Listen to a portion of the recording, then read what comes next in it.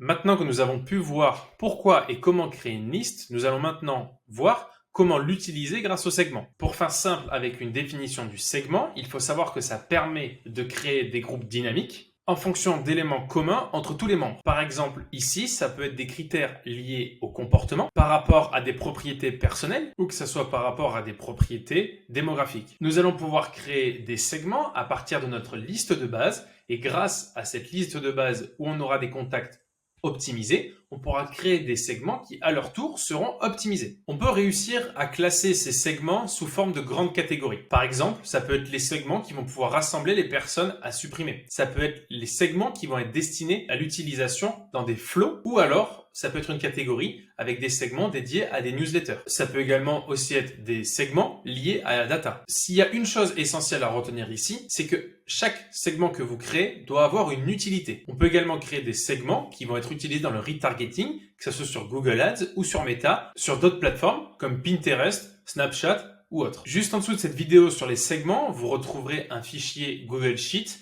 avec une sélection de segments que j'utilise personnellement et que à votre tour, vous pouvez utiliser dans la création de votre compte Klaviyo ou dans son optimisation. Cette liste rassemble des segments de base à avoir dans un compte Klaviyo. Maintenant, nous revenons sur notre compte Klaviyo dans les listes et segments et on voit ici en favori notre liste, donc Newsletter France. À partir de cette liste, nous allons pouvoir créer nos segments. Ici, si nous prenons un premier segment qui est l'utilisateur engagé 30 jours, on va pouvoir y voir son détail. À savoir que, vous pouvez le voir ici, notre liste principale a bien moins de contacts que l'ensemble de nos segments. Tout simplement parce que nous avons repris un compte Klaviyo qui avait pas de liste de base, mais simplement une base de données globale qui récoltait l'ensemble des coordonnées. Comme vous pouvez le voir ici, une bonne partie des segments ont plus de contacts en base que la liste elle-même. Tout simplement parce que lorsque nous avons récupéré le compte, c'était fait de cette manière-là. Donc, nous avons essayé de restructurer en repartant d'une liste de base. Il n'y avait pas de liste à l'initiale. Donc, c'est pour ça qu'on essaye à l'heure actuelle de réengager des utilisateurs pour qu'ils puissent retourner dans cette liste newsletter. Et ce, pour deux raisons. Pour être sûr qu'ils acceptent le marketing, mais également pour s'assurer de la bonne délivrabilité de leur email. Donc, parmi notre base de données, si nous regardons le détail de notre segment, on arrive ici dans la base de données. Nous, ici, ce qui nous intéresse, c'est de modifier la définition.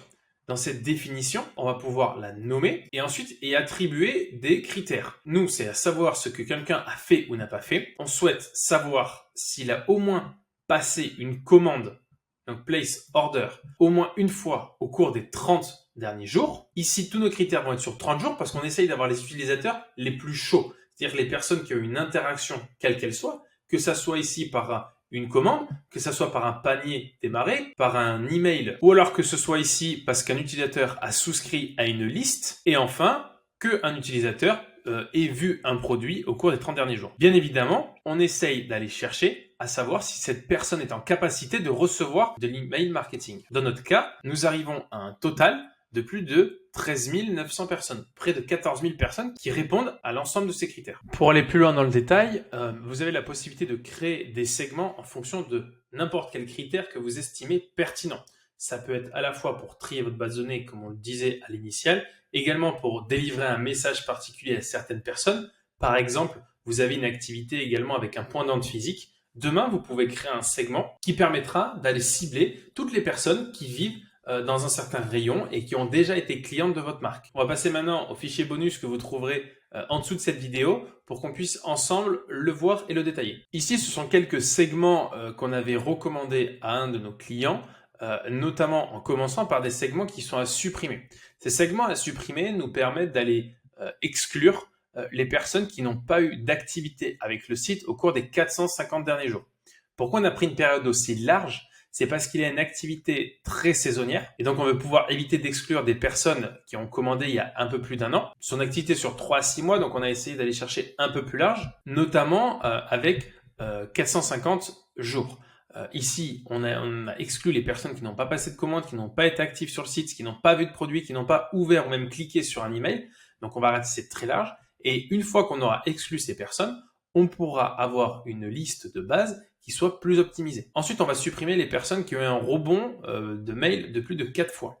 Donc ici, vous allez vouloir envoyer un email à certaines de ces personnes. Klaviyo exclut les personnes qui ont eu beaucoup trop de rebonds, mais à votre tour, vous pouvez les supprimer pour à la fois nettoyer votre base et pour conserver des gens seulement engagés. Ça, ce sont des premières choses, mais il y a également tout simplement pour réduire le prix de votre abonnement Klaviyo, puisque plus votre base est importante, plus votre prix d'abonnement évolue. Ensuite, on aura des segments qui sont par exemple une personne qui est inscrite mais qui n'a pas encore commandé. Ici, on pourra lui délivrer un flow personnalisé si elle n'a pas commandé depuis un certain temps, mais pour autant qu'elle est intéressée par certains produits. Donc, on va pouvoir aller mettre en avant ces produits. Ensuite, on avait un flow lié à la Predictive Analytics, qui est une des forces de Klaviyo. Klaviyo pondère vos chiffres à la fois sur le panier moyen, mais également sur la durée entre deux achats. Avec ce chiffre, vous pouvez prévoir d'aller cibler des gens en fonction de la potentielle date de rachat d'un client sur votre site. Par exemple, Klaviyo estime que c'est au bout de 50 jours qu'un utilisateur va faire une nouvelle commande. Alors, vous avez la possibilité de lui délivrer un flow selon cette Predictive Analytics. Donc ici, nous, on allait chercher Predictive Analytics de la Next Order et aller délivrer un mail ciblé en fonction de ça pour essayer de pousser des éléments particuliers. Ce segment peut également être lié avec du retargeting Google et Meta pour aller couvrir l'ensemble de l'écosystème à la vue de l'utilisateur. Ensuite, ce sont des segments plus basiques, notamment avec les clients VIP. Donc là, des personnes qui ont passé une certaine quantité de commandes ou pour un certain montant. Donc là, vous pouvez aller simplement leur délivrer un message très simple, c'est que vous prenez le segment engagé 30 jours et les clients VIP. Demain, vous avez le lancement d'un nouveau produit. Par exemple, vous pouvez juste en changeant deux phrases pour les clients VIP, c'est vous faites partie de nos meilleurs clients puisque vous avez passé plus de X commandes, alors on veut vous faire en avant-première découvrir tel produit. Ça, c'est le message. Vous changez juste de ligne et vous prenez le même mail et vous utilisez le même mail pour les utilisateurs engagés à 90 jours en changeant ces deux phrases et en les adaptant à la cible. Ici, on a donc les utilisateurs engagés à 90 jours, à 150 jours et à 300 jours. Ensuite, on avait les acheteurs saisonniers. Donc là, c'est ceux qui correspondent à notre saison. Donc si on sait que notre activité e-commerce a 60% de son chiffre d'affaires qui est fait entre telle période et telle période, alors on va potentiellement aller rechercher ces personnes qui ont consommé l'année précédente pour leur délivrer un email pertinent et surtout pour leur rappeler que l'année dernière, ils étaient avec nous. Donc cette année, ils peuvent toujours être avec nous. Ensuite, on a un segment qui est la data. Et enfin, on a un segment qui était lié à la localisation.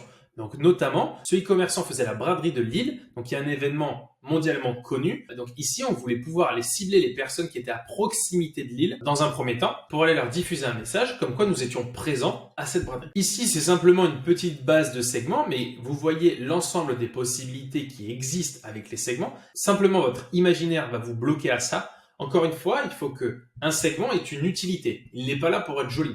Il faut que soit vous puissiez diffuser un message aux personnes que vous avez segmentées, soit que ça vous permette d'analyser de la data, ou que derrière ça puisse vous permettre de retargeter ou de supprimer des contacts. Il faut simplement qu'il y ait une utilisation à celui-ci.